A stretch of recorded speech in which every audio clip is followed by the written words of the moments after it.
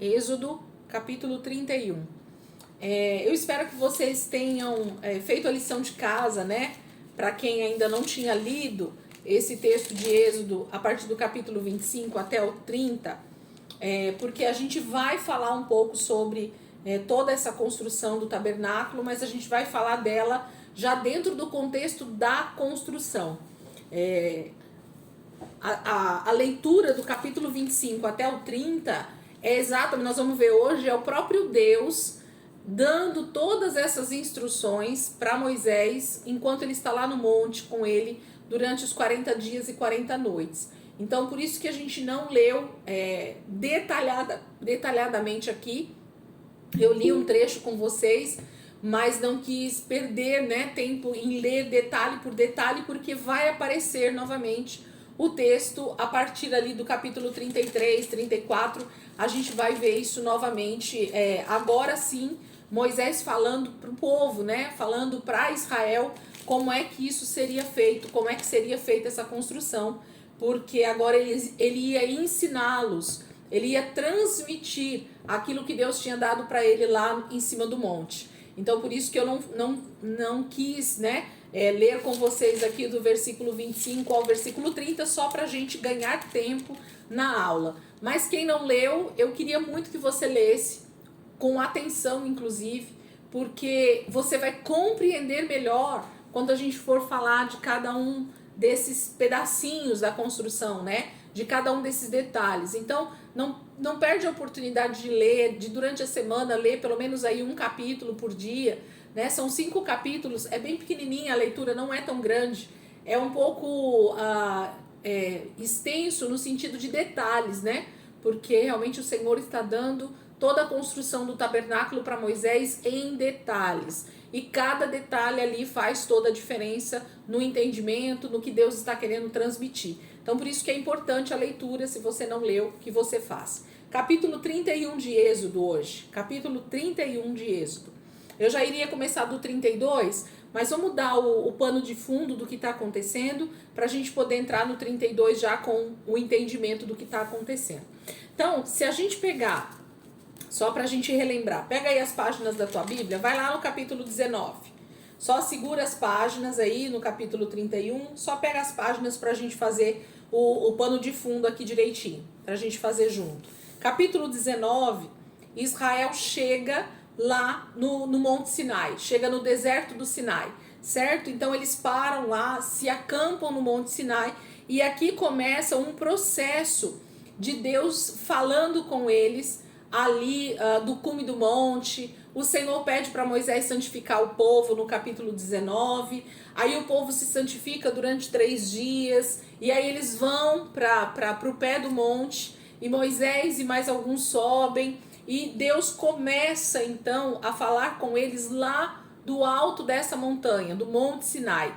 E aí no capítulo 20 a gente tem os 10 mandamentos, o Senhor falando, e todos ali ouvindo. A voz do Senhor era como o som de trovão, de relâmpagos, o fogo, no cume do monte. Então eles estão vendo tudo isso. Deus continua a partir do capítulo 21, dando agora leis a respeito de escravos, a respeito da violência, de acidentes, de proteção à propriedade no capítulo 22. Segue aí as páginas. Capítulo 23, o Senhor está falando sobre o exercício da justiça, Então o Senhor vai dando as leis de comunidade, de como Israel vai passar a conviver como uma nação, como um povo, como alguém que Deus está chamando para ser o seu povo particular. Então, a partir do capítulo 19, a gente tem Deus se revelando ao seu povo como alguém que está dando agora diretrizes, mandamentos, ordenanças. Tudo isso Deus está fazendo. Quando vai lá no capítulo 24, o Senhor então confirma essa aliança que ele está fazendo com Israel. Aliança para nós aqui, lembrem-se, é um casamento. Deus está fazendo um contrato de casamento literalmente com Israel. E aí no capítulo 25, que foi a nossa aula da semana passada, ele começa a chamar então Moisés para o monte, e Moisés lá no capítulo 24 versículo 18, diz assim, ó, Moisés, 24:18. Moisés entrou na nuvem e foi subindo o monte e permaneceu no monte 40 dias e 40 noites. Então, quanto tempo Moisés ficou ali no monte ouvindo o Senhor falar com ele? A partir de agora, 40 dias e 40 noites. Então, esse foi o tempo que Moisés subiu para o monte, deixou o povo lá com Arão e com Hur, e ele sobe para o monte para Deus falar com ele. Deus ia dar então agora a planta, né?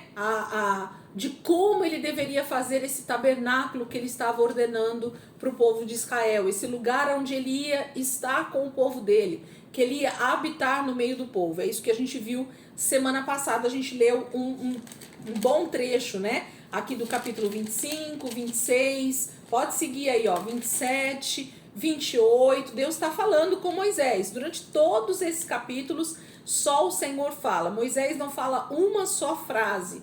Moisés não fala uma só palavra. 27, 28, 29, capítulo 30, Deus falando com Moisés. Só o Senhor está falando. Moisés está lá no Monte Sinai, escondido na nuvem, vamos dizer assim, Deus falando com ele. Então, termina o capítulo 30 e inicia o capítulo 31, e aí é onde nós vamos iniciar. Deus continua falando com Moisés. Bora lá? Agora no 31 eu quero ler com vocês. Capítulo 31 de Êxodo, versículo 1 diz assim: Disse então o Senhor a Moisés: Eu escolhi Bezalel, filho de Uri, filho de Hur, da tribo de Judá, e o enchi do Espírito de Deus, dando-lhe destreza, habilidade e plena capacidade artística, para desenhar e executar trabalhos em ouro, prata e bronze, para talhar e esculpir pedras, para entalhar madeira e executar todo tipo de obra artesanal. Além disso, designei a Oliabe, filho de Aizamaque, da tribo de Dan, para auxiliá-lo. Também capacitei todos os artesãos para que executem tudo o que lhe ordenei. A tenda do encontro, a arca da aliança e a tampa que está sobre ela, e todos os outros utensílios da tenda, a mesa com os seus utensílios, o candelabro de ouro puro e os seus utensílios, o altar do incenso, o altar do holocausto com os seus utensílios, a bacia com a sua base, as vestes litúrgicas, tanto as vestes sagradas para Arão, o sacerdote, como as vestes para os seus filhos, quando servirem como sacerdotes, e o óleo para as unções, e o incenso aromático para o lugar santo. Tudo deve ser feito exatamente como eu lhe ordenei. E disse ainda o Senhor a Moisés: Diga aos israelitas que guardem os meus sábados. Isso será um sinal entre mim e vocês, geração após geração, a fim de que saibam que eu sou o Senhor que os santifica. Guardem o sábado, pois para vocês é santo. Aquele que o profanar terá que ser executado. Quem fizer algum trabalho nesse dia será eliminado do meio do meu povo. Em 6 dias qualquer trabalho poderá ser feito, mas o 7º dia é o sábado, o dia de descanso, consagrado ao Senhor. Quem fizer algum trabalho no sábado terá que ser executado. Os israelitas terão que guardar o sábado, eles e os seus descendentes, como aliança perpétua. Isso será um sinal perpétuo entre mim e os israelitas, pois em 6 dias o Senhor fez os céus e a terra, e no 7º dia ele não trabalhou e descansou. Quando o Senhor terminou de falar com Moisés no monte Sinai, deu-lhe as 2 tábuas da aliança, tábuas de pedra, escritas pelo dedo de Deus. Então esse é o capítulo 31. O que está acontecendo aqui? É o final, praticamente, desse derramar de Deus sobre Moisés ali, ensinando para ele, passando toda a planta, o formato, os utensílios, tudo que Moisés deveria agora falar para o povo lá embaixo, quando ele descesse do Monte Sinai, e seria a forma como eles iam construir o tão abençoado tabernáculo, né? Esse lugar onde Deus estava dizendo para Moisés que ele queria que eles construíssem para que ele pudesse habitar no meio do seu povo. Então esse é o lugar onde Deus habitaria na terra. Esse é o lugar onde Deus viria morar na terra. Então agora tem um lugar específico que Deus está dizendo que ele vai vir morar. A partir do momento que eles construírem esse tabernáculo, a presença de Deus estaria ali constantemente. Mas Deus é sempre muito incisivo, sempre está falando com muita força, dizendo: façam tudo conforme o modelo que eu te mostrei. A gente viu isso em vários versículos ali, entre o capítulo 25 e o 30, Deus enfatizando que Moisés não poderia fazer esse tabernáculo como ele queria. Não, ele estava vendo ali no monte, Deus estava mostrando para ele como ele deveria construir. E Moisés provavelmente estava vendo um modelo. Qual era o modelo que Moisés estava vendo? Moisés estava vendo a própria morada de Deus. Há um tabernáculo muito maior do que esse que foi construído no deserto, onde Deus está, onde o trono de Deus está, onde os anjos e os anciãos e os arcanjos e os serafins adoram o Senhor. Então existe um tabernáculo, existe um templo onde Deus mora, ali onde ele habita, nos céus, né? No terceiro céu, não sei. Deus tem uma habitação, a palavra de Deus diz. Então Deus estava mostrando para Moisés esse tabernáculo, esse lugar onde ele habita, e esse era o modelo que Moisés então deveria construir também ali no deserto. E esse modelo seria então o modelo que eles deveriam construir e carregar para onde eles fossem. Deus habitaria neste lugar, Deus habitaria nesse tabernáculo. Esse lugar seria santo, santificado para a presença de Deus habitar. É isso que está acontecendo. Então começa o capítulo 31, o Senhor falando agora sobre as pessoas que fariam essa construção. Então, até o capítulo 30, Deus está falando sobre o modelo do tabernáculo e como ele deveria ser construído. No 31, Deus começa a falar para Moisés sobre as pessoas que ele está então separando, que Moisés deveria chamar e que Deus estaria capacitando para construir esse tabernáculo. E o principal deles é esse jovem ou esse homem, né, que ele devia ser um homem muito jovem, chamado Bezalel. Esse jovem que era filho de Uri e neto de Ur. O mesmo Ur que levanta lá as mãos de Moisés quando ele está lá cansado, com os braços orando, né? Esse é o mesmo Ur, é o avô de Bezalel. E esse Bezalel então é escolhido pelo Senhor para ser o principal arquiteto dessa obra. Então Bezalel seria o maior dentro dessa obra do tabernáculo. Deus estava enchendo ele do próprio espírito dele. O Espírito de Deus estaria sobre a vida de Bezalel e então ele teria toda a capacidade artística, a capacidade manual de fazer tudo o que Moisés estaria dizendo para ele fazer. A capacitação, gente, dessa construção veio do céu.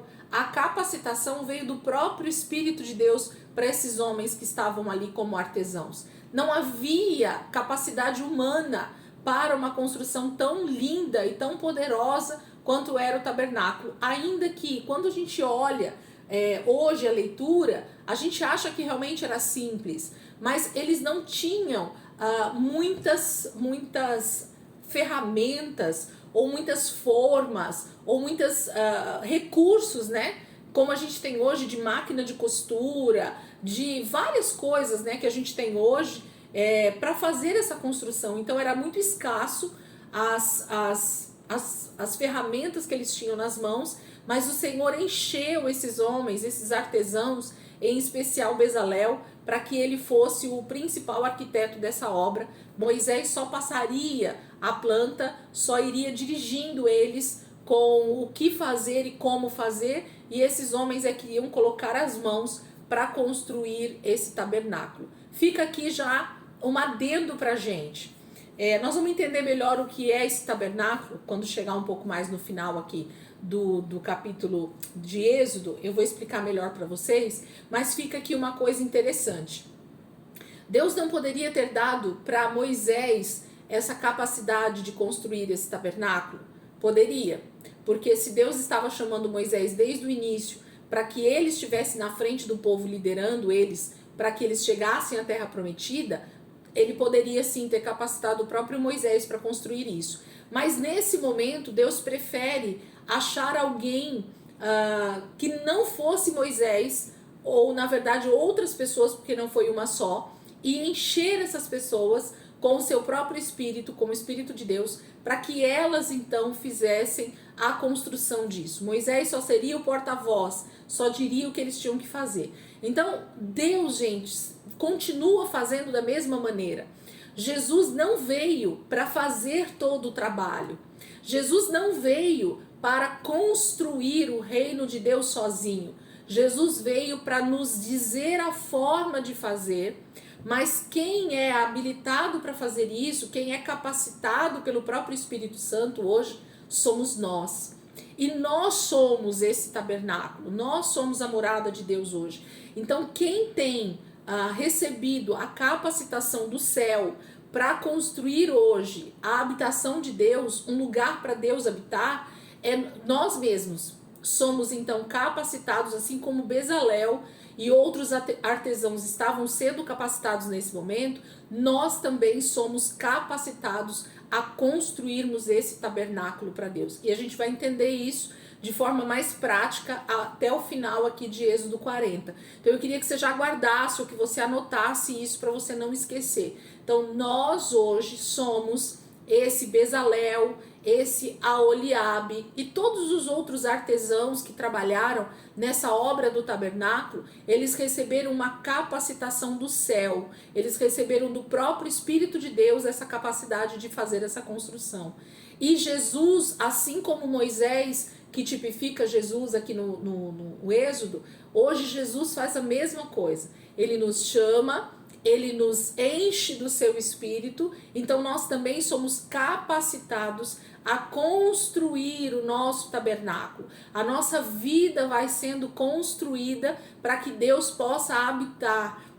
Nós somos essa habitação de Deus hoje. Então guarda isso que você vai entender no final o que tudo isso significa para nós e por que então eu e você somos responsáveis por isso. Por que somos nós que somos responsáveis, assim como o Bezalel e os outros artesãos, em construir isso, e não Moisés, e não Jesus, né? Que é a tipologia aqui de Moisés, ok? Então o Senhor capacita Bezalel com o próprio Espírito dele para desenhar, para esculpir, o texto vai dizendo, né, 31 aí, 5, para talhar e esculpir pedras, a madeira. Então esse moço, ele tem toda essa capacidade vinda do próprio Deus, não é dele essa capacidade. A capacidade de fazer as coisas no reino de Deus, gente, sempre vem do Espírito. A palavra de Deus diz que Jesus disse assim: sem mim nada podeis fazer. Então não há capacidade em nós para construirmos, fazermos nada no reino de Deus, se não vier do próprio Deus essa capacidade. Deus decidiu usar a gente para fazer a obra dele, mas a capacitação vem do Espírito, ok? Porque a obra não é tão simples assim, né? A gente acha que é simples, mas a obra de Deus, ela não é fácil. Por isso a capacidade vem do Espírito para nós. Versículo 7. Aí ele fala de todos os utensílios que ele vai fazer, né? Que eles vão construir. A partir do versículo 7 ele fala, né? A tenda do encontro, que é a própria tenda onde seria colocado tudo. A arca da aliança, a tampa, que é o propiciatório, a gente vai falar sobre ela. Os outros utensílios, versículo 8. A mesa com os utensílios, o candelabro de ouro puro, e ele vai falando todas as peças, versículo 9, versículo 10, versículo 11, ele termina falando sobre o óleo para unção e sobre o incenso aromático para o lugar santo. Olha só, tudo deve ser feito exatamente como eu lhe ordenei. Então Moisés, o Senhor falando, Deus continua falando aqui com Moisés, Moisés, precisa ser tudo exatamente como eu te ordenei. Então não fuja da planta que você viu, não fuja de nada do que eu tenho ordenado para fazer. Então não aumenta nem diminui, né? Não coloca outras peças nos lugares que eu falei. Tudo existe um porquê e um para quê. Então na palavra de Deus nós precisamos entender que Deus deixou cada detalhe por um propósito, para um propósito. Então nós precisamos ler a Bíblia e dizer: Espírito Santo, o Senhor precisa nos ajudar a compreender o que Deus está querendo dizer. Nós de nós mesmos não temos a capacidade de compreendermos sozinhos. Se não vier do Espírito Santo essa capacidade, nós não podemos. Versículo 12 em diante, até o versículo 17, está falando novamente sobre o texto que a gente leu lá atrás, que veio até pegar o texto aqui para vocês verem, porque vai falar exatamente igual. Lá no capítulo 23, versículo 10, vai falar sobre a lei acerca do sábado. Então, esse texto aqui que nós lemos lá atrás, ele volta a ser repetido por Deus aqui no capítulo 31, Deus reforçando essa lei para Moisés a respeito do Shabat. Quem não assistiu essa aula sobre o Shabat, eu queria que você depois voltasse lá e assistisse, ou assistisse novamente essa aula que a gente falou sobre o sábado. A gente vai falar outras vezes lá na frente, em Levítico, eu vou dar uma aula mais apurada sobre isso, mas eu não quero parar aqui porque a gente vai falar mais profundamente em outros textos sobre o sábado, que vai falar de forma mais profunda, então a gente vai entrar. Aqui Deus repete para Moisés de que eles precisavam entender que o Shabat, que esse sábado, que o dia do descanso, ele era uma lei perpétua, ele era um decreto perpétuo, não era para eles deixarem de fazer esse dia do descanso. Esse dia era um sinal. Gente, quando Deus fala sobre um sinal, é porque Deus está mostrando algo ao seu povo, que através daquilo Deus está fazendo algo em nós. Deus está mostrando algo para nós, Deus está sinalizando. Gente, para que existe um sinal de trânsito? Por exemplo, você está andando numa via, dirigindo, e aí tem lá uma placa de lombada, a uns 30 metros da lombada. Para que tem uma placa de lombada antes da lombada? Se não para te avisar. Aquele sinal é um aviso para você de algo que está à sua frente, que vai chegar à sua frente. Então, um sinal sempre tem a função de nos alertar sobre algo lá na frente. Então, quando Deus diz, olha lá, leem comigo, 31, versículo 12. Disse ainda o Senhor a Moisés: diga aos israelitas que guardem os meus sábados. Isso será um sinal entre mim e vocês, geração após geração, a fim de que saibam, olha para que é o sinal, a fim de que saibam que eu sou o Senhor que os santifica.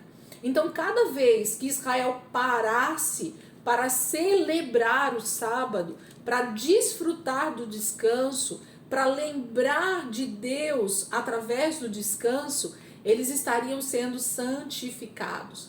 Deus iria santificar o seu povo no processo que Deus tinha para eles ali no deserto e depois lá em Canaã, através desse dia do descanso. Então, conforme eu paro para celebrar a presença de Deus, conforme Israel parava para cultivar esse tempo com Deus, para estar em família, que era isso que eles faziam. Eles paravam no Shabat, como eles fazem até hoje, para celebrar a vida em família, para ter um tempo de comunhão em família, para ter um tempo de estudo da palavra, né? Dentro do Shabat, eles param para olhar a palavra de Deus. Então, isso tudo tem a ver com nós nos voltarmos para Deus e para aquilo que Deus entregou nas nossas mãos, que é a nossa família. Então, a família é o lugar do descanso. A família é o lugar onde Deus vai nos santificando. Isso é muito poderoso. Quando a gente entende isso e a gente realmente coloca isso em prática, tudo vai fazendo diferença e esse processo de santificação vai acontecendo. Então Deus repete que o Shabat, que a gente fala de sábado, a gente traduz como sábado, seria esse tempo semana após semana, sempre no 7º dia. Esse dia teria que ser separado por Israel para estar com a sua família e celebrando e lembrando do Senhor. Ele fala que quem não fizesse isso estava rejeitando Deus, estava rejeitando a lei de Deus. Então essa pessoa deveria ser colocada para fora ou deveria ser morta como exemplo, porque ela não estava honrando a aliança que Deus estava fazendo com o seu povo. Isso é desonrar a Deus, né?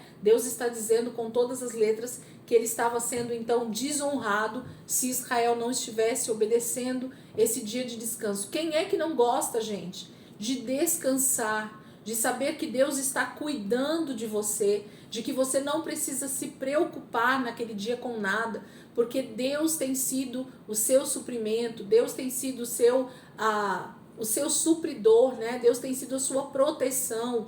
Israel precisava lembrar disso semanalmente. Por que Deus queria que eles lembrassem disso semanalmente, inclusive? Porque nós, seres humanos, nós temos a tendência de nos esquecer do que Deus tem feito por nós. Então, cada vez que a gente para semanalmente para buscar o Senhor coletivamente na igreja, que a gente se reúne como corpo de Cristo, que a gente celebra a ceia do Senhor, que a gente se junta como família para estar lembrando do Senhor, é uma maneira de nós estarmos sempre sendo alertados, né? Olha, Deus fez algo poderoso por nós, Deus está fazendo algo por nós, Deus vai voltar, Deus vai cumprir a sua palavra. Então é sempre aquele alerta e aquela celebração no nosso coração por essas promessas. Olha o versículo 17. Isso será um sinal perpétuo. Gente, sempre que essa palavrinha aparecer na Bíblia de vocês, essa palavra perpétuo, é porque Deus não vai abrir mão dessa lei. Vai ser para sempre, até Jesus voltar e nós estarmos com Ele na eternidade. Enquanto o mundo for mundo, enquanto nós formos seres humanos naturais como nós somos hoje, enquanto Jesus não voltar, essas leis, esses sinais que Deus colocou na palavra, que eram para ser sinal perpétuo, decretos perpétuos, é porque Deus não vai abolir isso. E até hoje nós precisamos olhar para o Shabat, não para o sábado como dia da semana. Eu já expliquei isso, já falei bastante sobre isso e a gente vai falar mais. A gente precisa entender que o Shabat não tem a ver com um dia da semana, e sim com um tempo que Deus separa para nós a cada 6 dias, para nós entendermos o que Deus está fazendo conosco até que Ele volte. Então a gente precisa celebrar esse dia como um dia memorável, seja ele no sábado, seja ele no domingo, seja ele na segunda. Nós precisamos separar um tempo em família e com Deus. É isso que a humanidade precisa fazer, lembrar desse sinal perpétuo entre mim e os israelitas, pois em 6 dias o Senhor fez os céus e a terra, e no 7º dia ele não trabalhou e descansou. Então o sábado é um lembrete de como Deus fez toda a terra e como Ele vai restaurar tudo isso da volta de Cristo. Então a terra infelizmente foi corrompida pelo pecado, né? Infelizmente o homem caiu e houve então a corrupção da terra. A terra se corrompeu, a terra ela se infectou com o pecado, né? Infelizmente o homem trouxe o pecado para a terra que era extremamente santificada por Deus, né? E então Deus começa a partir do pecado trabalhar novamente em prol de trazer a restauração para a terra. É isso que Deus está fazendo desde o dia do pecado, desde o momento que Adão e Eva pecou. Deus voltou a trabalhar em prol da restauração de toda a terra. E isso vai terminar também com a volta de Jesus e com a restauração de todas as coisas no reino milenar, nos 1000 anos que Cristo vai reinar. Então, a gente precisa olhar para a palavra e entender o que Deus está falando conosco e celebrar isso perpetuamente até que Jesus volte. Precisa ser exatamente como o judeu celebra? Não, gente, nós precisamos entender o princípio e não a forma de fazer, e não a tradição. O Shabat tem a ver com olhar para Deus, olhar para as promessas de Deus, descansar em Deus, saber que Deus cuida de nós, né? É esse entendimento. Saber que em algum momento da minha semana eu preciso parar e dedicar ela, a minha família, a Deus, a pensar naquilo que Deus tem feito por nós. É isso. O entendimento do Shabat hoje para nós tem a ver com o que Cristo fez na cruz. Ele já fez todas as coisas. Nós precisamos descansar em Deus, sabendo que Ele já fez tudo por nós. Nós só precisamos agora trabalhar em prol do reino, em salvar o máximo possível de pessoas, em celebrar as promessas de Deus até que Jesus volte. Versículo 18, 31, 18. Quando o Senhor terminou de falar com Moisés no Monte Sinai, deu-lhe as 2 tábuas da aliança, tábuas de pedra, escritas pelo dedo de Deus. Então, a palavra está dizendo que quando ele termina, né, 40 dias e 40 noites ali, foi o tempo que passou, segundo a palavra, Deus termina de falar todo esse texto, do capítulo 25 até o capítulo 31 aqui, que nós estamos acabando de ler o versículo 17, quando Deus termina de falar tudo isso para Moisés, ele entrega as tábuas da aliança. Então, eu até ontem entendia que essas tábuas da aliança tinham a ver só com os 10 mandamentos. Mas eu creio que isso vai muito além. Deus está realmente dando todas as leis, todos os preceitos, todas as ordenanças que Deus tinha dado para Moisés durante esses 40 dias e 40 noites lá. O Senhor entrega para Moisés isso escrito nessas tábuas da aliança. Tem uma versão que diz que isso está escrito por dentro e por fora, né? Tem uma versão que eu li desse texto que fala que essas tábuas que Deus entrega para Moisés, escrito pelo próprio dedo de Deus, quem escreveu foi o próprio Deus com o dedo dele, ele escreve por dentro e por fora. O que significa isso? Que essas tábuas da aliança, que a gente fala aqui, essas tábuas de pedra, elas estavam escritas tanto na frente quanto atrás. Então era um escrito total, tinha um poder muito grande, né, escrito pelo próprio dedo de Deus, esse texto. Isso me faz lembrar do texto que está lá em Apocalipse, que o texto fala, lá em Apocalipse, acho que 4, que quando João vê o livro, né, aquele livro com 7 selos, a palavra fala que o livro está escrito, João vê que ele está escrito por dentro e por fora. Então aquele livro que João vê lá em Apocalipse também, ele também está escrito por dentro e por fora. Existem palavras escritas nele por dentro e por fora. Então, será que não é o mesmo conteúdo, a mesma escrita, o mesmo propósito, né? Esse livro, infelizmente, foi parar novamente, selado lá na mão do Senhor, porque o povo pecou. Então, tudo isso a gente precisa entender que Deus está trazendo novamente aqui no texto de Êxodo, e ele vai nos lembrar desse mesmo livro, dessa mesma lei do Senhor, esse mesmo escrito por Deus está lá na mão do ancião de dias, que só Jesus pode desatar os selos. Isso está lá em Apocalipse. Eu só citei porque tem o mesmo texto escrito lá. E isso tem a ver com algo que Deus escreveu e que está nas mãos dele. Ok? Terminados aqui o capítulo 31, então. Capítulo 32. Aqui a gente vai começar agora a destrinchar algumas coisas que realmente que Deus está falando. Todo mundo está aí com as telas fechadas. Tomara que vocês estejam aí. Só Cíntia está aqui comigo. A galera tá todo mundo aí com as telas fechadas. Capítulo 32, vamos ler o primeiro trecho aqui. Eu vou ler o primeiro trecho, aí depois a gente volta. Ô Glória! Pode, se quiser fechar, olha lá. Tava comendo, olha lá, tá vendo? As crentes tudo comendo, ó. Por isso que tava com a coisa fechada. Capítulo 32, bora lá. Diz assim, ó. O povo, ao ver que Moisés demorava a descer do monte, juntou-se ao redor de Arão e lhe disse: Venha, faça para nós deuses que nos conduzam, pois a esse Moisés, o homem que nos tirou do Egito, não sabemos o que lhe aconteceu. E respondeu-lhes Arão: Tirem os brincos de ouro de suas mulheres, de seus filhos e de suas filhas e tragam-nos a mim Todos tiraram os seus brincos de ouro e os levaram a Arão. Ele os recebeu e os fundiu, transformando tudo num ídolo, que modelou com uma ferramenta própria, dando-lhes a forma de um bezerro. Então disseram: eis aí os seus deuses, ó Israel.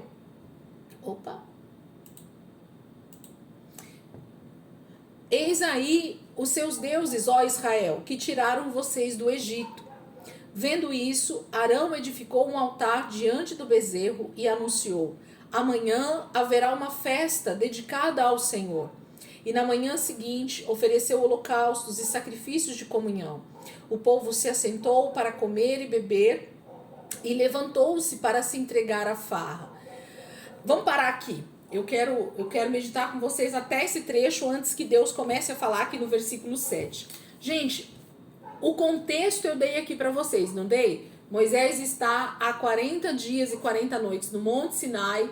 Deus está falando com ele lá. Moisés não está falando nada praticamente, porque Deus está dando todo o tabernáculo para ele, todas as leis e tudo que nós lemos até aqui. O Senhor termina de falar aqui no capítulo 31 e o capítulo 32 faz um recorte para nós. Sabe quando a cena da novela muda de lugar? Você tá com uma cena num palácio, agora você vai com a cena lá para casa da outra pessoa. É isso que está acontecendo aqui no capítulo 31 para o 32.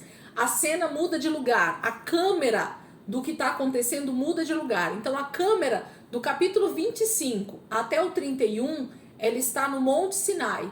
Deus está falando com Moisés todo o tabernáculo, todos os detalhes e tudo. Quando chega aqui no final do capítulo 31, a câmera muda de lugar. A câmera começa a mostrar para nós o que está acontecendo lá embaixo, lá no pé do monte, aonde todo o povo de Israel, que são uma média de 2 milhões de pessoas, estão acampados lá embaixo. E 40 dias atrás, Moisés se despede deles e fala para eles assim: olha, vai ficar aí com vocês Arão e Hur, que vai cuidar de tudo aí. Se vocês precisarem de alguma coisa, falem com Arão, meu irmão, e com Hur. Ele vai estar aí cuidando de vocês. E Moisés vai pro monte, ok? Para falar com o Senhor. Então ele sobe e some, vamos dizer assim. Durante esses 40 dias e 40 noites, o povo está lá embaixo esperando por Moisés para que ele volte, para que eles continuem. Moisés era o líder desse povo desde lá do Egito, lembra? Moisés é que vai para o Egito, mandado pelo Senhor para tirar eles de lá. E Moisés está sempre na liderança do povo de Israel, falando sempre por eles, falando o que Deus está falando com ele para eles. Então Moisés sempre está como o porta-voz do povo. Inclusive foi o próprio povo que quis isso. Capítulo 19, Deus queria falar com todo o povo diretamente. Mas o povo, por medo de morrer, nós falamos isso lá no capítulo 19, eles dizem: não, Moisés, fala para Deus falar com você e você fala conosco. Então Moisés passa realmente a ser o porta-voz do povo. Eles não querem falar diretamente com Deus. E aqui, então, Moisés está há 40 dias no monte e o povo está lá embaixo. E eles então viram um grupo, a Bíblia não diz quantos eram. A Bíblia não diz quem era que estava falando aqui, mas a Bíblia fala que o povo, ao ver que Moisés, vai lá comigo para o texto, 32:1, o povo, ao ver que Moisés demorava a descer do monte, juntou-se ao redor de Arão e lhe disse. Então junta uma galera, o sindicato dos israelitas se junta ali, né, uma galera, e vai para Arão e diz assim para Arão: venha, faça para nós deuses que nos conduzam, pois a esse Moisés, o homem que nos tirou do Egito, não sabemos o que lhe aconteceu. Gente, nós precisamos entender o que está acontecendo aqui no versículo 1. Esse versículo 1 dá pra gente falar aqui uns 3 dias sem parar, de verdade, tô falando sério com vocês. Por quê? Olha só o que está acontecendo. Então Moisés subiu, tá no monte, 40 dias e 40 noites, o povo tá lá embaixo esperando. O povo de Israel todo, esses 2 milhões de pessoas, estavam acostumados a receber toda a mensagem de Deus através de Moisés. Moisés, é que foi o libertador, o porta-voz lá com o faraó, que tirou o povo da escravidão, que levou eles até ali, aquele momento no Monte Sinai. Então, o povo de Israel estava acostumado, desde lá do Egito, seguir a voz de Moisés. Tudo que Moisés dizia, o povo fazia, porque Moisés estava sendo direcionado pelo Senhor. Entendido até aqui? Para a gente poder caminhar, eu preciso que vocês entendam a reflexão, o que a gente precisa entender nesse versículo 1. Então, até aqui o povo estava acostumado com isso. Aí, olha o que eles dizem para Arão. Aqui está a chave do que a gente precisa entender dentro desse versículo 1. O povo vira para Arão e diz assim, ó, venha, faça para nós deuses que nos conduzam. Quem estava conduzindo Israel para a terra prometida? Gente, quem era o condutor? Quem era o líder? Respondam aí, abra a câmera alguém. Quem era o líder de Israel até esse momento? Moisés. Moisés, obrigada, Cíntia. Então, o povo está dizendo para Arão assim, olha só, venha, faça para nós deuses que nos conduzam. Então, o que o povo está dizendo para Arão? Arão, porque eles continuam dizendo, né, ó, pois a esse Moisés, o homem que nos tirou do Egito, não sabemos o que lhe aconteceu. O povo está dizendo com todas as letras, gente, olha a mentalidade desse povo. O povo de Israel está dizendo com todas as letras de que Moisés para eles era um Deus. Moisés era o guia deles. Moisés era o que estava sendo o porta-voz de Deus para eles. Moisés era aquele que dizia e eles faziam. Então, se Moisés não estava mais entre eles, se eles não tinham mais um líder para liderá-los, então eles queriam outros deuses que estariam no lugar de Moisés. Olha o perigo que nós, infelizmente, cometemos na nossa vida cristã, na nossa vida de relacionamento com Deus. Desde o início, se nós voltássemos lá no texto, quando Deus começa a falar com Moisés, gente, aliás, em toda a Bíblia, quem está lendo a Bíblia comigo tem visto, todas as vezes que Deus vai falar sobre Israel no Egito, Deus fala assim, Israel que eu, o Senhor, tirei da terra do Egito, da escravidão. Quem é que tirou Israel da escravidão, gente? Foi Moisés ou foi Deus? Deus. E por que Israel está dizendo para Arão assim, ó, pois a esse Moisés, o homem que nos tirou do Egito, não sabemos o que lhe aconteceu. Então, o povo entendia que quem havia libertado eles do Egito não era Deus, o Senhor Todo-Poderoso. Não era o Senhor quem havia libertado eles, e sim um homem chamado Moisés. Então, o povo só sabia olhar e ser conduzido por Moisés. Se Moisés não existisse, opa, vamos colocar outros deuses no lugar de Moisés, porque se Moisés não existe mais, se Moisés morreu aí no meio do caminho, se Moisés não vai voltar, então a gente precisa pôr outros deuses que vão nos conduzir, nos direcionar. O que Deus quer falar conosco? Como é que eu ouço a voz de Deus, gente? Olha o perigo aqui. Olha o perigo aqui. Como é que Deus, o Deus Todo-Poderoso, fala comigo e fala com Israel? É isso que eles estão fazendo. Então sempre tem um intermediário, sim ou não? É isso que o povo está falando?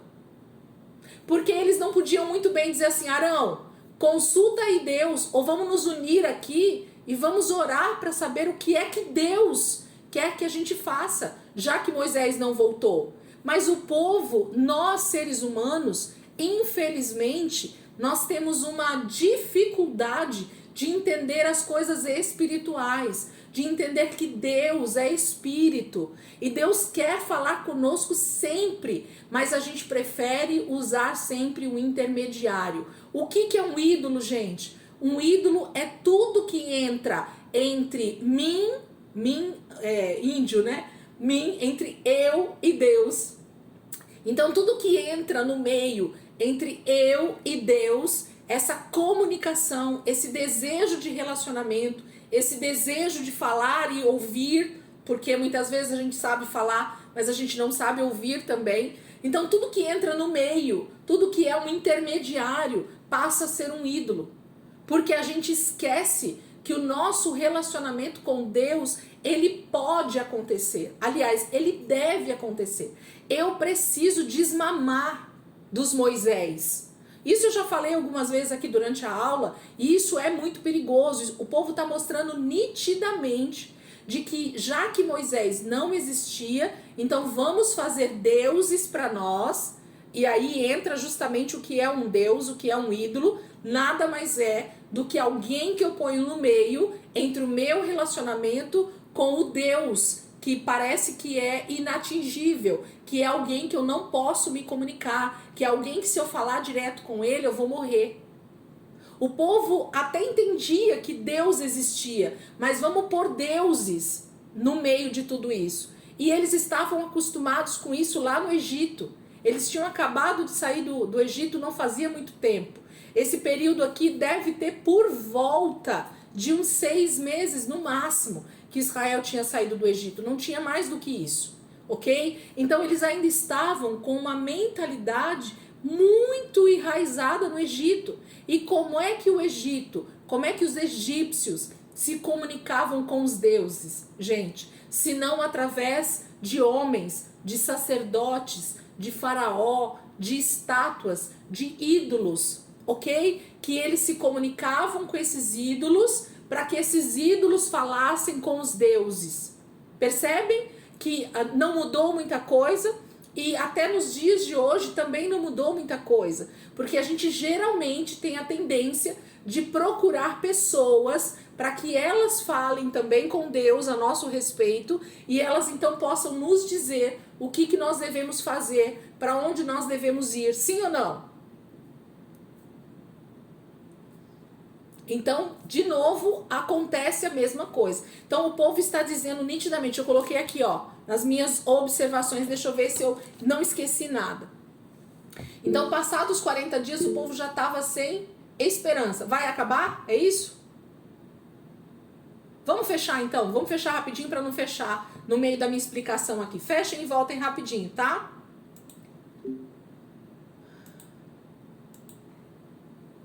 Jesus.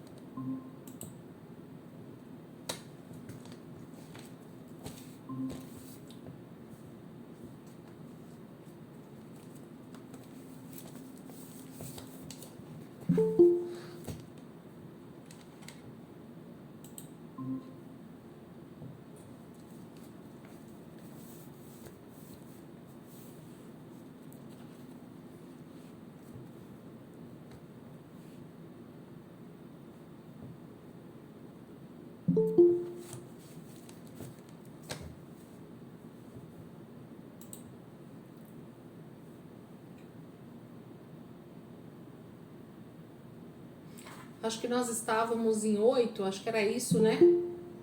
Mais ou menos isso. Não lembro o número certo, mas acho que era mais ou menos isso. Vamos lá, então. Então, o que acontece? O povo está cauterizadamente a respeito dos deuses lá do Egito, da forma como eles se comunicavam com Deus lá no Egito, e aí passam a andar sendo guiados por Moisés, e Moisés, então, toma o lugar de um Deus. Moisés passa a ser o Deus, o intermediário, na verdade, né? E aí por isso são os ídolos, os deuses, né? A gente faz uma imagem, as pessoas se tornam uma imagem para nós, a quem nós recorremos. Moisés, o que nós devemos fazer? Moisés, e agora o que nós vamos comer? Moisés, para onde nós devemos ir? E o povo então se acostuma a buscar a orientação em Moisés. Então Moisés passa a ser o meu Deus. Moisés passa a ser o ídolo a quem eu adoro, porque ele está me conduzindo à vida boa ou à expectativa que eu desejo. Então Moisés passa a ser o meu salva-vidas. Moisés passa a ser esse que eu desejo seguir, porque ele está dizendo que no final do túnel tem um pote de ouro lá me aguardando.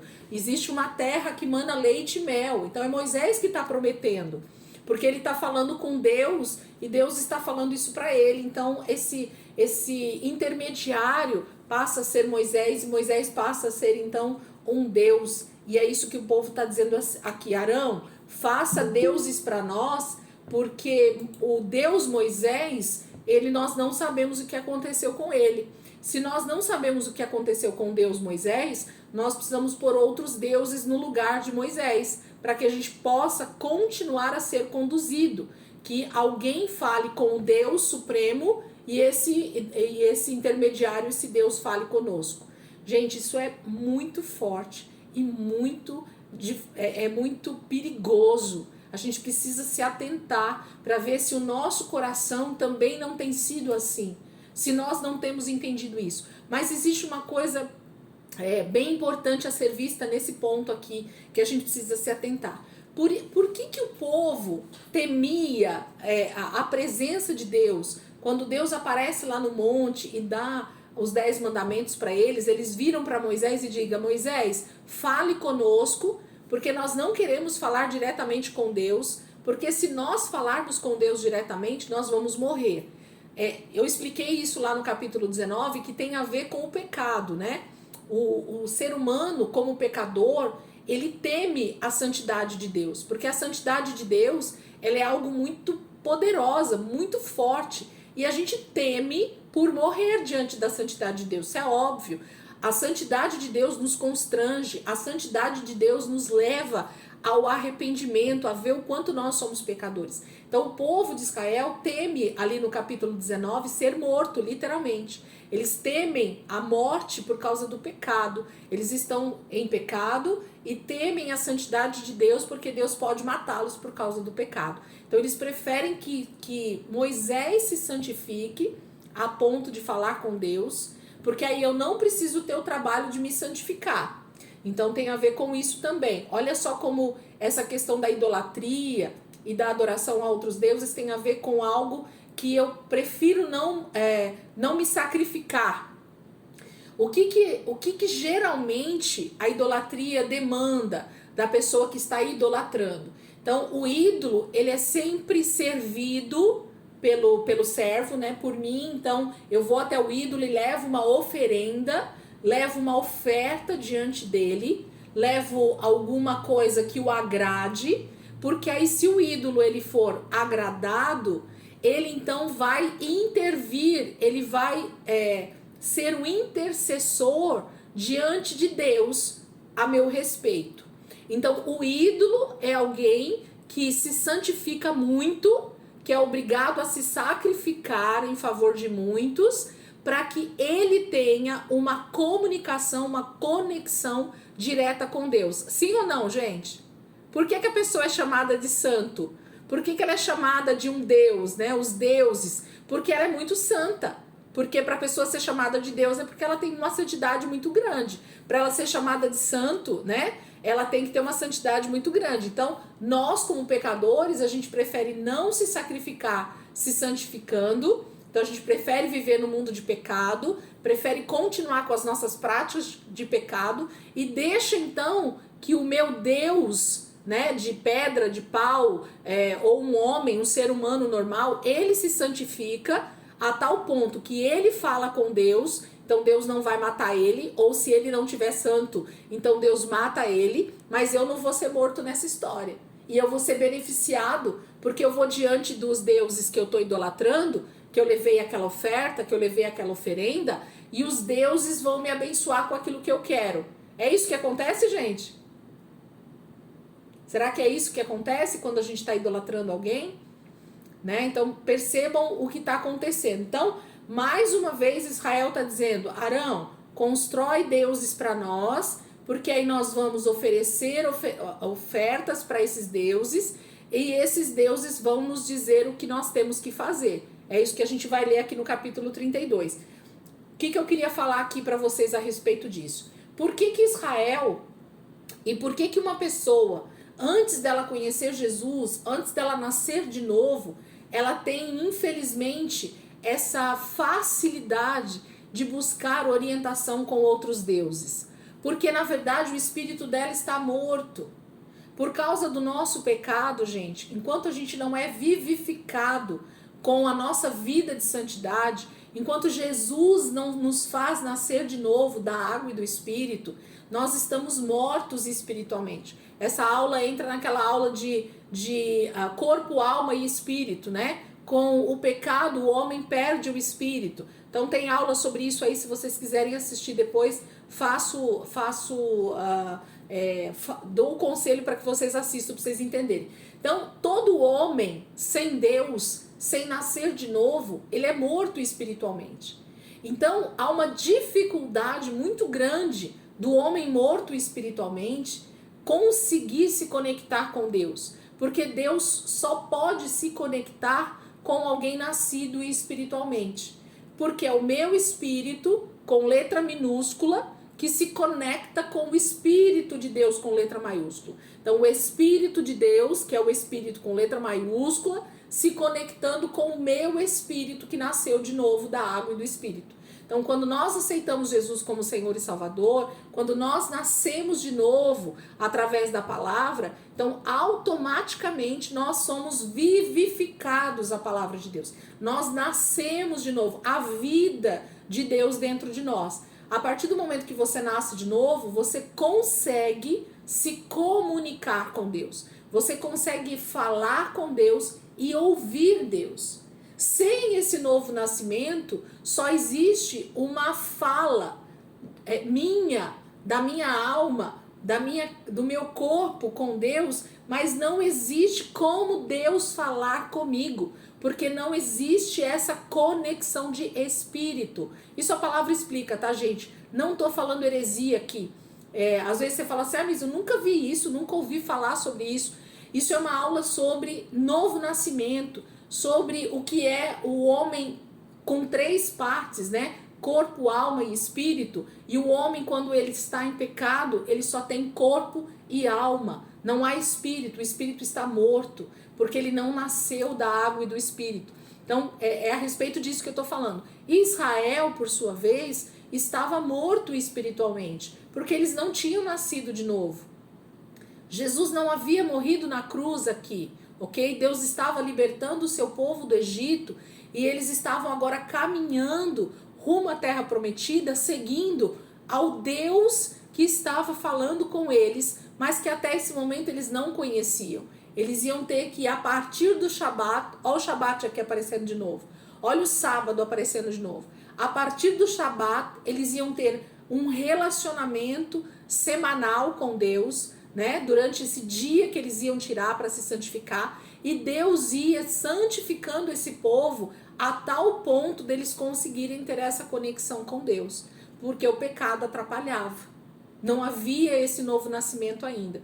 Então, Israel tem essa dificuldade de crer nesse Deus Todo-Poderoso e deseja ídolos e deseja os deuses porque eles estão mortos espiritualmente. Só quem está morto espiritualmente que realmente não compreende as coisas espirituais. Então, como é que eles iam compreender essa vida de relacionamento com Deus se eles não nascessem de novo? É muito complicado isso mesmo. Então eles precisavam crer com muito mais força. Vocês estão entendendo isso que eu estou querendo dizer? Para Israel seguir o Senhor, eles precisavam crer com muito mais força do que nós hoje. Nós temos a ajuda do Espírito Santo dentro de nós, porque nós nascemos de novo, então nós conseguimos crer na palavra com maior facilidade. Uma pessoa que está morta espiritualmente, alguém que não creu em Jesus ainda e não nasceu de novo, gente, ela não tem essa facilidade de crer na palavra de Deus. Por isso que às vezes a gente olha e vê que as pessoas têm tanta dificuldade em crer na palavra de Deus, em crer na Bíblia, porque elas estão mortas espiritualmente. E nós devemos entender isso e ter então misericórdia, compaixão e falar desse grande amor de Deus para que as pessoas possam crer como nós, que elas possam nascer de novo também. Estão entendendo? Então, Israel tem essa dificuldade, eles pedem então esses deuses para Arão, porque eles temem como é que eles vão se conectar com Deus se Moisés não existe mais. Como é que eles vão ouvir a voz de Deus se Moisés não está mais com eles? Então eles precisavam de deuses para conduzi-los. É isso que eles estão falando aqui. No versículo 2. Foi isso que eu coloquei aqui. Deus é espírito e a morte espiritual faz o homem desejar ouvir fora e não dentro. Então por que nós criamos ídolos? Eu coloquei isso aqui, eu acho bem importante. Por que a gente cria ídolos? Porque a gente não consegue ouvir Deus dentro. Porque o nosso espírito está morto. Então a gente tem que ouvir os deuses de fora. Então a gente quer sempre alguém no nosso lugar para falar com Deus. É por isso que Israel pede esses deuses para Arão. Porque agora não tem o Deus Moisés. O homem Moisés ali para falar com Deus e repetir para eles o que eles precisam fazer. E é isso que eles fazem. A fé parece loucura, né? Sem sentido para a pessoa que está morta espiritualmente. Quando a gente fala de fé, quando a gente fala da palavra de Deus, parece loucura. Então, E aí nessa época, Deus precisava se manifestar de forma mais poderosa, né? Tem muita gente que fala assim, vocês já ouviram alguém falar, ou vocês já pensaram sobre isso? Por que Deus se manifestava de maneiras muito mais profundas, muito mais poderosas para Moisés, né? Apareceu lá na sarça ardente, Deus falava e Moisés ouvia a voz de Deus ali da sarça. Deus aparece para Abraão, né? Na forma de um homem ali, numa teofania a gente chama, né? Que é Deus se colocando na forma humana para falar com o ser humano. Deus se mostra através de anjos vindo falar com Ló, com Abraão, né? Então existiram muitas manifestações no Antigo Testamento que a gente às vezes se pergunta, fala, mas por que Deus não continua falando conosco dessa mesma maneira? Por que Deus tinha que aparecer para esses homens para que eles pudessem acreditar? Justamente por causa disso que a gente está falando aqui. Como os homens estavam mortos espiritualmente, Deus tinha que aparecer fora. Hoje Deus aparece onde, gente? Dentro. Hoje nós temos o próprio Espírito de Deus habitando dentro de nós. Deus continua falando de maneira poderosa, mas agora Deus não fala de forma externa, e sim de forma interna. Só que nós precisamos desejar ouvir essa voz, ter esse relacionamento para que Deus possa falar conosco.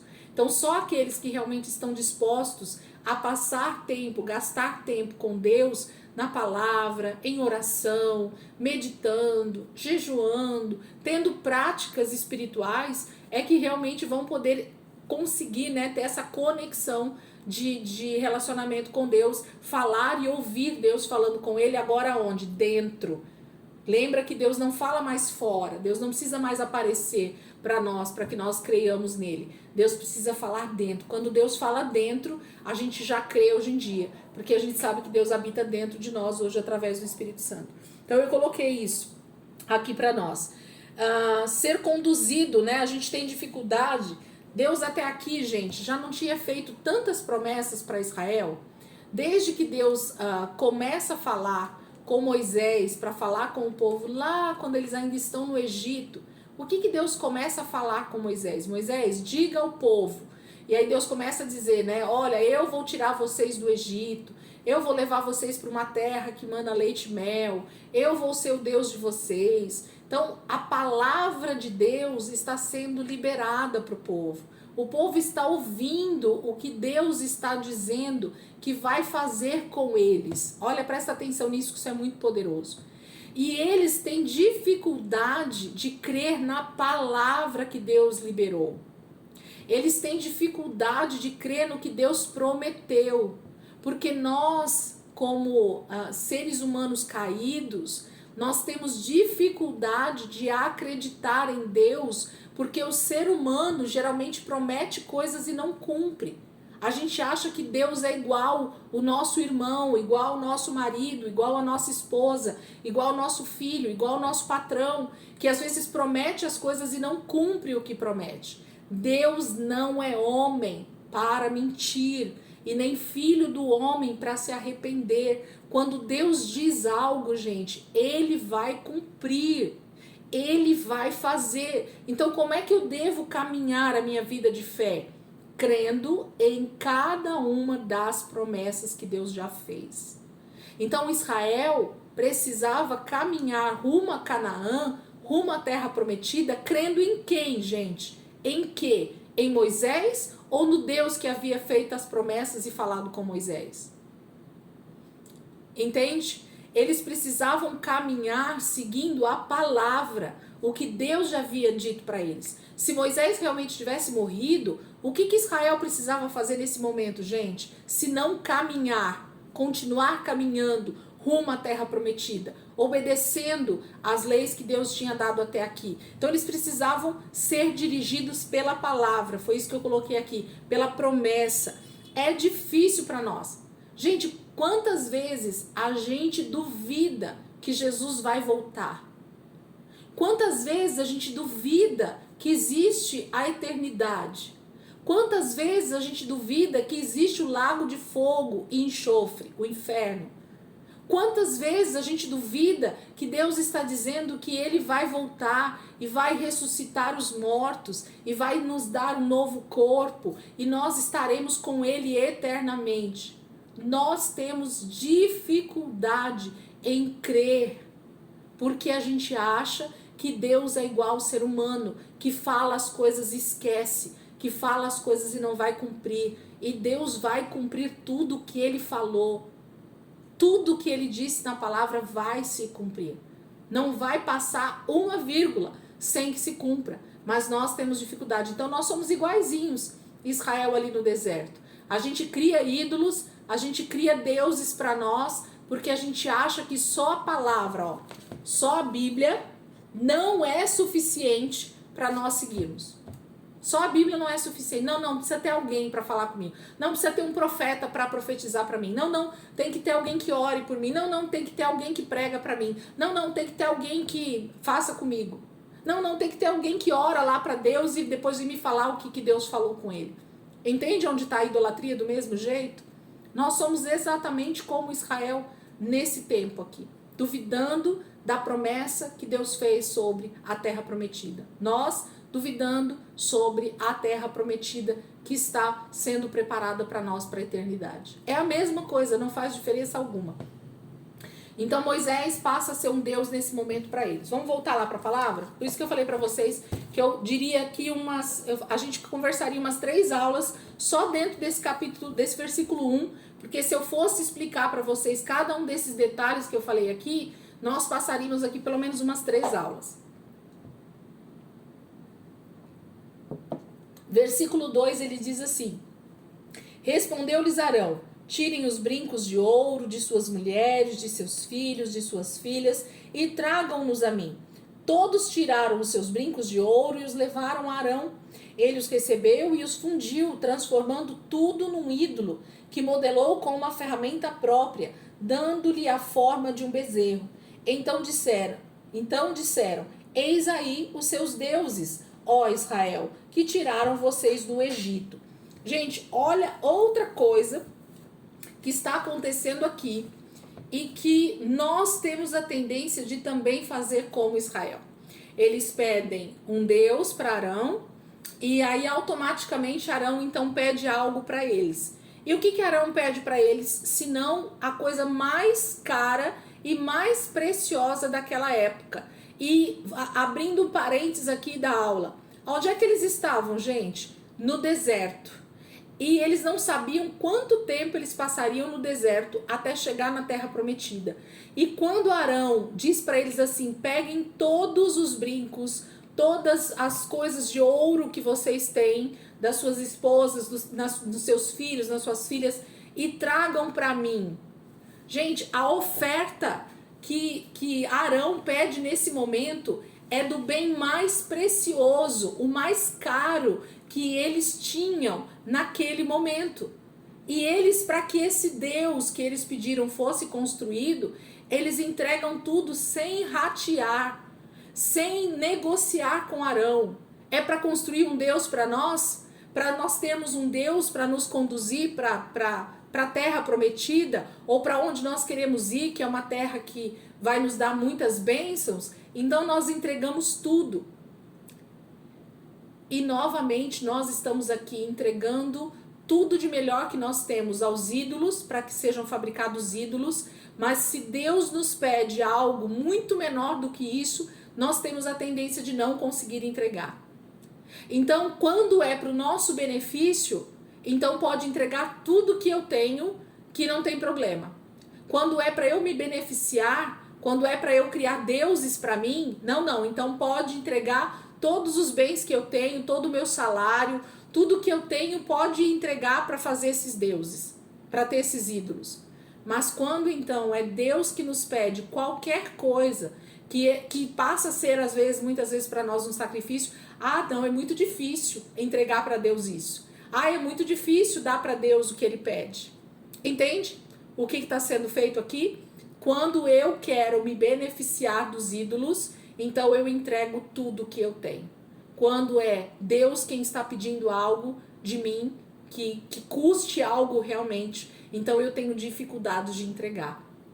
Isso é outra coisa que se torna um Deus para nós. Por isso que Deus compara Mamon com um Deus que bate de frente com ele o tempo inteiro.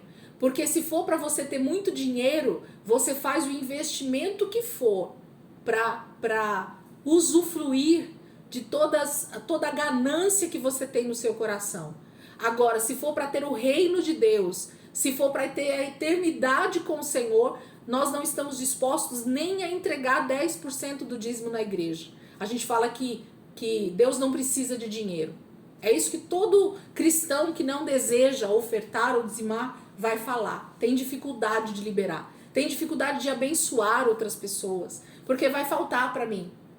Mas se for para dar para um ídolo, não tem problema. Gente, isso é muito perigoso. Nós fazemos qualquer negócio para nos beneficiarmos, mas não fazemos o que realmente Deus está pedindo para nós na palavra. A gente tem dificuldade. E Israel faz exatamente isso. O bezerro que eles constroem aqui, ele é 100% de ouro. Então, todo o ouro que eles encontraram ali naquele momento, naquele pessoal que estava ali pedindo um Deus para Arão, eles entregaram para Arão todo o ouro que eles tinham. Eles não perguntaram para Arão, mas e se a gente precisar de dinheiro no meio do caminho? E se a gente precisar de ouro para negociar? Não, é para fazer um Deus? É para fazer os nossos deuses? Então pode entregar todo o ouro possível. Gente, isso é muito perigoso e muito poderoso a gente avaliar dentro da palavra. Vamos voltar. Outro perigo que está acontecendo aqui. Então eles fazem a entrega de todo esse ouro e aí no final do versículo 4, eles viram, né, para o povo que está ali com eles e dizem assim, eis aí os seus deuses, ó Israel, que tiraram vocês do Egito. Então eles olham para o bezerro, para aquela estátua que está diante deles, e eles fazem a declaração: eis aí os deuses, ó Israel, que te tiraram do Egito. Por isso que eu falei no início da aula, que eles olham para Moisés como o Deus, com letra minúscula, que tirou eles do Egito. Na cabeça de Israel, quem tinha tirado eles do Egito, quem tinha libertado eles da escravidão do Egito, era Moisés, gente. Olha que terrível isso. Quando nós colocamos a nossa confiança nos homens, quando nós achamos que alguém nos salvou, quando nós achamos que é alguém que está fazendo o bem para nós, no sentido espiritual, nós já estamos colocando um ídolo no lugar de Deus. O ser humano não tem poder de nos salvar. Jesus é quem morreu na cruz por mim e por você. Não existe Deus, não existe ser humano, não existe ídolo que possa ser comparado ao nosso Deus. Então isso é muito perigoso. A gente precisa entender que nós não podemos colocar ninguém no lugar de Deus. Nós não podemos colocar ninguém no lugar que é somente de Deus. Quem nos livrou do pecado, quem nos salvou da escravidão do pecado, quem nos libertou do inferno, quem nos resgatou das mãos do diabo foi Jesus, o próprio Deus encarnado. Não tem ser humano que seja capaz de fazer nada por nós espiritualmente. Então, por que a gente olha para homens com tanta veneração? Por que a gente vê pregadores? Por que a gente vê líderes? Por que a gente vê um marido, a esposa, um filho, um presidente como um Deus, gente? Homem nenhum na terra pode ter o poder de nos levar para a eternidade com Deus. Nós precisamos crer em Jesus. Nós precisamos crer em Deus como esse único Deus que nos tirou do Egito. Israel estava fazendo a declaração para um bezerro de ouro, dizendo: eis aí o Deus que te tirou do Egito. Olha que terrível isso. Eles falam: olha, até ontem era Moisés que tinha nos tirado do Egito. Não é isso que eles escreveram lá no versículo 1? O Arão, faz outro Deus aí para nós, porque esse Moisés, o homem que nos tirou do Egito, não sabemos o que aconteceu com ele. E agora eles viram para o bezerro de ouro e dizem assim: ó, esse aí é o Deus que nos tirou do Egito. Eu leio esses textos e chega-me a arrepiar com a maneira como a nossa mentalidade caída, pecadora, analisa as coisas. A gente acha que o ser humano pode fazer alguma coisa por nós, quando na verdade ele é tão pecador quanto nós. Ele é tão dependente da graça de Deus quanto nós. Não existe ninguém, nem eu, nem você, nem o líder mais poderoso da nossa nação, nem o pastor mais cheio de seguidores na internet. Ele tem o poder de levar você para a eternidade com Jesus. Quem te livrou do inferno foi Jesus. Só Ele merece toda a nossa adoração, a nossa confiança, o nosso relacionamento. Ele é o nosso Deus. Só. Qualquer outra coisa não pode tomar o lugar de Deus. Versículo 5. Vendo isso, Arão, vendo o bezerro pronto, o pessoal ali pronto para adorar, né? Já tem um Deus agora para eles seguirem. Olha o que Arão faz. Vendo isso, Arão edificou um altar diante do bezerro e anunciou. Então Arão pega, o bezerro tá lá, ó, levantado, esculpido, bonitinho de ouro. Devia ser um bezerro bonito, todo de ouro, brilhante que só.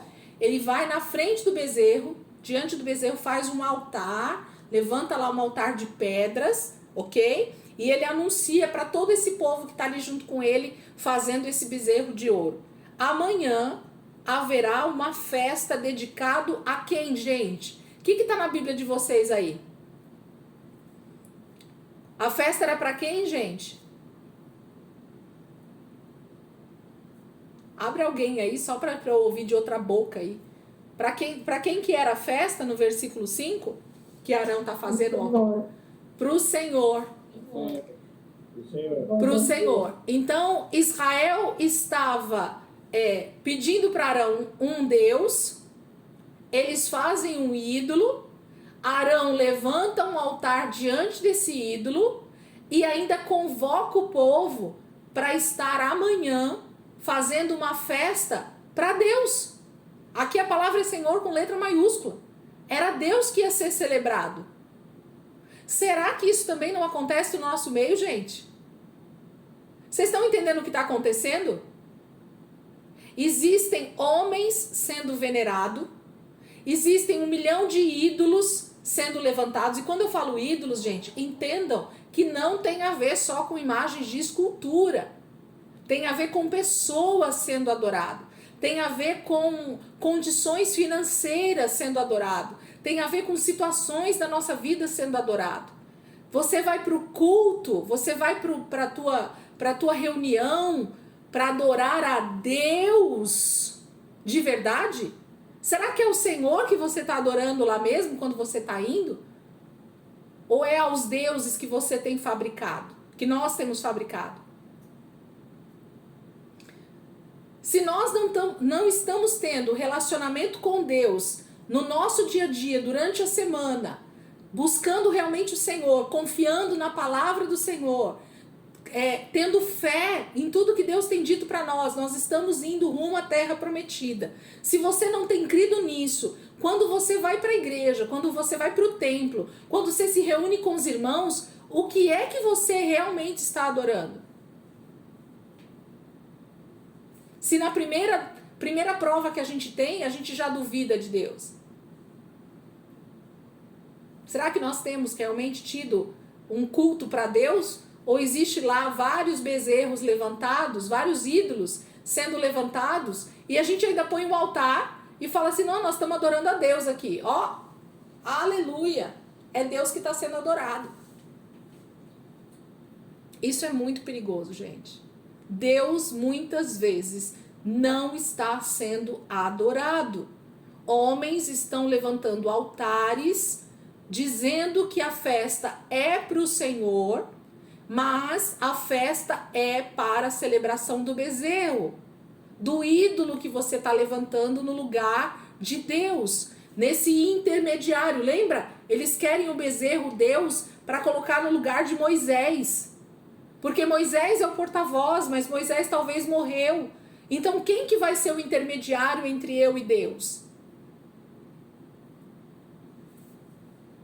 É muito perigoso. Versículo 6. Então eles levantam o altar e Moisés chama todo mundo para amanhã fazer um culto. Versículo 6. Na manhã seguinte, tem umas traduções que tá assim, bem de madrugada. Então eles levantam bem cedo, no raiar do sol, ok? Versículo 6. Na manhã seguinte, ofereceram holocaustos e sacrifícios de comunhão. Grifa isso aí, gente. Nós vamos estudar o que é holocausto e o que é sacrifício de comunhão. E eu vou lembrar vocês desse texto. O que isso significa de forma bem resumida? O que eles estão oferecendo nesse altar que Arão construiu de frente do bezerro, a oferta que eles estão colocando ali naquele altar, que provavelmente era um animal, um cordeiro, um cabrito, um boi, eles ofereceram algum animal ali como sacrifício, ok?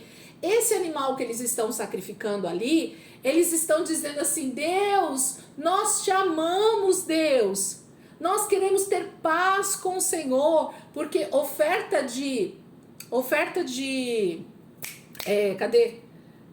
sacrifícios de comunhão é quando nós estamos sem pecado e a gente oferece um sacrifício de comunhão com Deus. Quando você já está livre do seu pecado, nós vamos entender isso, eu vou falar sobre todos os tipos de sacrifícios, vocês vão entender um pouquinho melhor sobre isso. Quando a pessoa já tinha oferecido o sacrifício pelo pecado, quando ela já tinha confessado os seus pecados, as suas culpas, que o sacerdote então oferecia aqueles sacrifícios pelo pecado, em seguida eles ofereciam ofertas de comunhão, porque eles já estavam limpos, eles já estavam purificados, então eles podiam agora ter comunhão com Deus. Isso aqui fala de Santa Ceia, inclusive, ok? Ter comunhão com Deus, paz com Deus. Então agora eu posso comer a mesa do Senhor, agora eu posso comer desse alimento que é oferecido ao Senhor como sacrifício de comunhão. Eu vou explicar um pouquinho melhor isso para vocês semana que vem.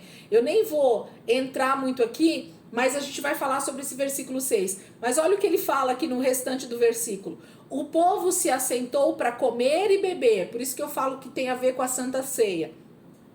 E depois que eles comeram e beberam desse sacrifício que eles ofereceram na frente do bezerro, eles se levantaram e se entregaram à farra. Eles se entregaram a uma grande festa entre eles. E o texto vai falar farra aqui porque eles simplesmente começam uma celebração e muita orgia no meio deles. Para os historiadores, eles começaram a celebrar e fazer uma festa ali exatamente como eles faziam para os deuses no Egito. Olha isso, gente, que negócio perigoso. E nós vamos ver o que acontece em seguida semana que vem. Acabou a aula aqui? Eu não vou esticar porque a gente vai falar ainda dentro do versículo 6 um pouquinho sobre isso, tá bom? Então a gente vai entender. Se a cabeça tá saindo um pouquinho de fumaça aí, não se importa com isso não, que já já a fumaça passa e a gente começa a entender, não é isso? Sandrinha, né? O Agnaldo aí tá saindo fumaça? Tá, não, ou tá ou não, tá? Mas vai entender, fica tranquilo que dá tudo certo no final, viu? Se mais alguém aí tá saindo fumaça, ô Cíntia, deu para entender ou saiu fumaça aí também? Deu? Então tá bom, glória a Deus. A gente vai conectando, né, o texto bíblico e vai entendendo e aí fica tudo mais simples.